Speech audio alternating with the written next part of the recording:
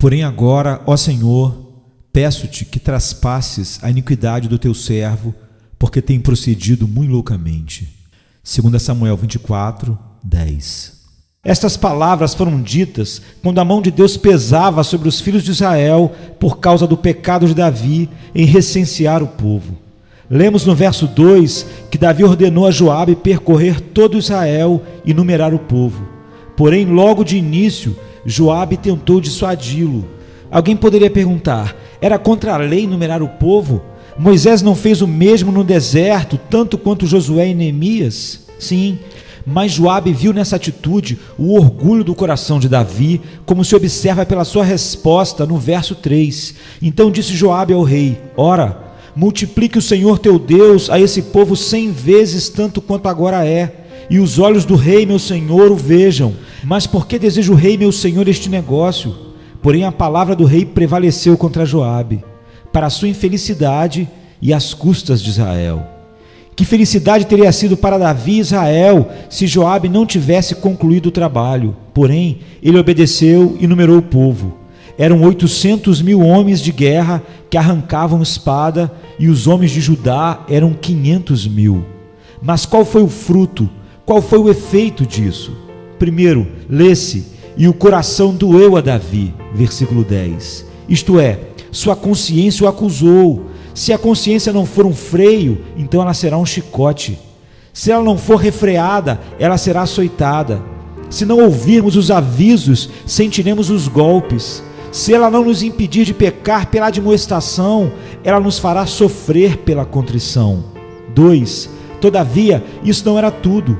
Deus o puniria pelo pecado, e nós podemos reconhecer o pecado através da punição. Ele tinha se gloriado nos números, e por essa razão Deus diminuiria essa soma. Deus submeteria à sua escolha 3 julgamentos, os quais seriam 7 anos de fome, 3 meses fugindo dos seus inimigos, ou 3 dias de pestilência. Mas qualquer um dos 3 seria um grande flagelo. No entanto, atentemos para o comportamento de Davi. Deus o ameaça com julgamento e ele lamenta pelo seu pecado.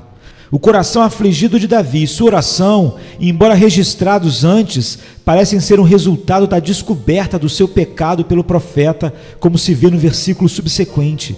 Levantando-se, pois, Davi pela manhã, veio a palavra do Senhor ao profeta Gade, vidente de Davi. Isso revela a razão pela qual o coração de Davi se afligira e por que ele orou assim. Pois o profeta esteve com ele e havia-lhe convencido do seu pecado.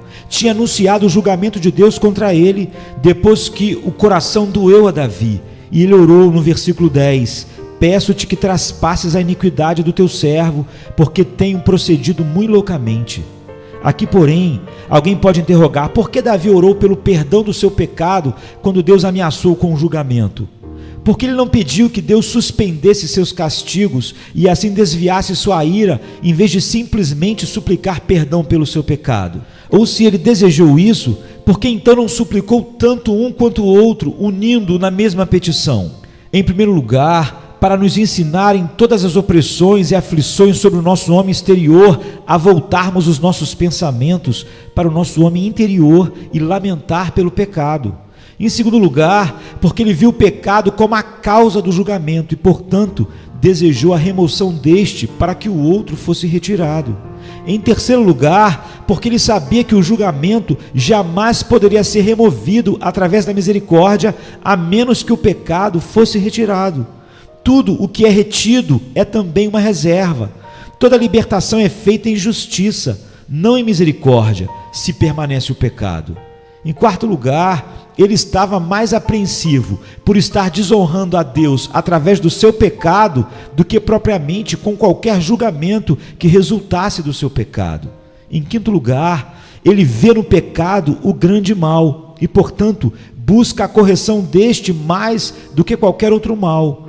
Traspasses a iniquidade do teu servo.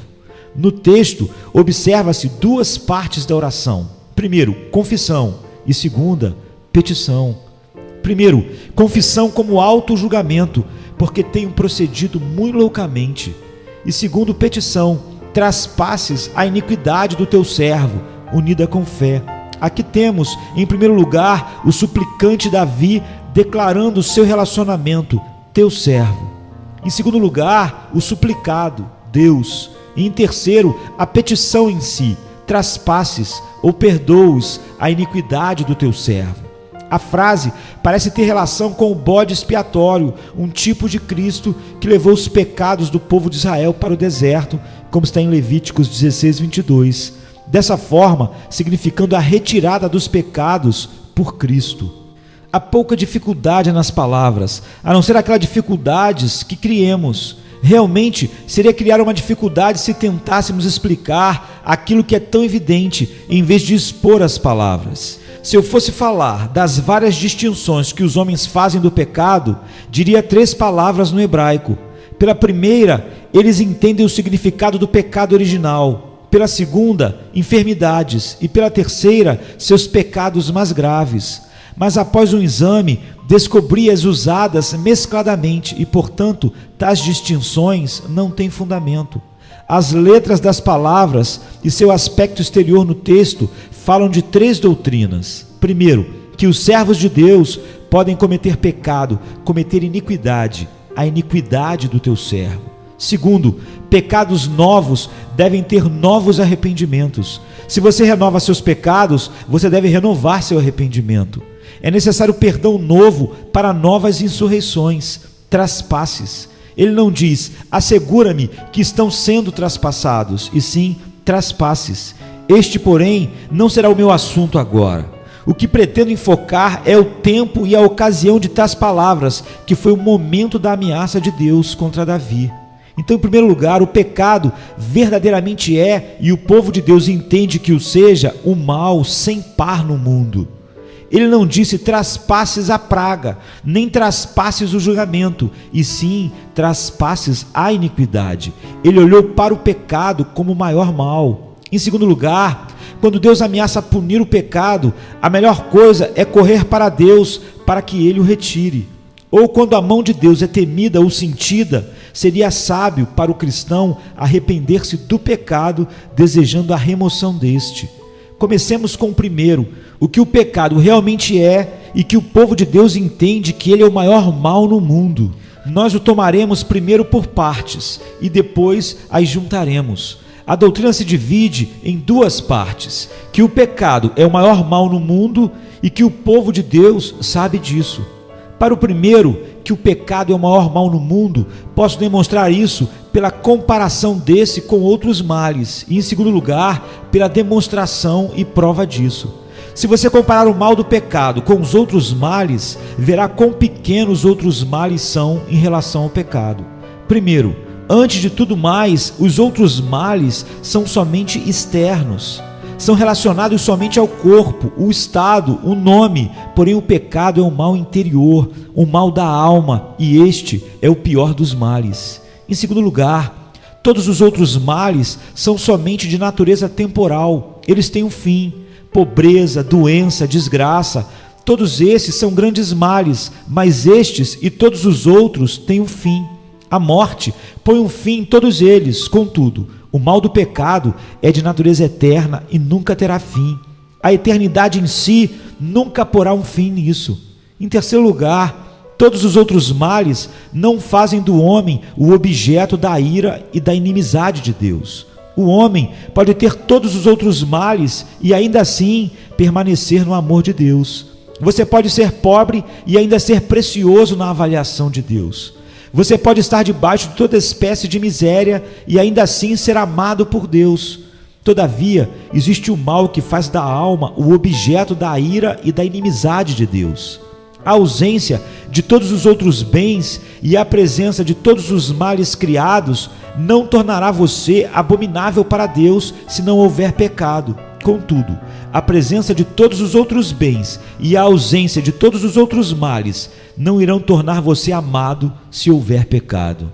Em quarto lugar, todos os outros males somente se oporiam ao seu bem-estar presente, porque eles não podem roubar as suas futuras alegrias, mas o pecado se oporia ao seu bem-estar para sempre. Você não pode ser feliz se não for santo, e ainda mais, este se opõe ao seu ser, ele o leva à morte. Você pecaria até morrer caso Deus não o impedisse e fizesse com que se sentisse um miserável por causa do seu pecado. Em quinto lugar, todos os outros males são destrutivos para o homem em si. Eles lutam contra particularidades. Entretanto, este mal, o pecado, é contrário ao bem universal, porque ele é contrário a Deus, sendo contrário a Deus, e é até onde pode ser destrutivo ao próprio ser de Deus, como mostrarei doravante. Em sexto lugar, todos os outros males são criações de Deus e, portanto, bons. Ele é o possuidor de tudo, ele é o autor de tudo mais. Sucederá qualquer mal à cidade e o Senhor não terá feito? Amós 3,6, significando todos os males de punição penal, não mal pecaminoso, pois este é criação do diabo, e realmente pior do que tudo mais, sendo todo pecado.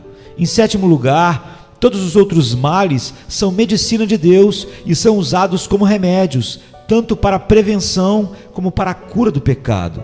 Como prevenção do pecado, para que você não seja condenado com o mundo, ele envia aflições e males sobre você, como diz 1 Coríntios 11:32.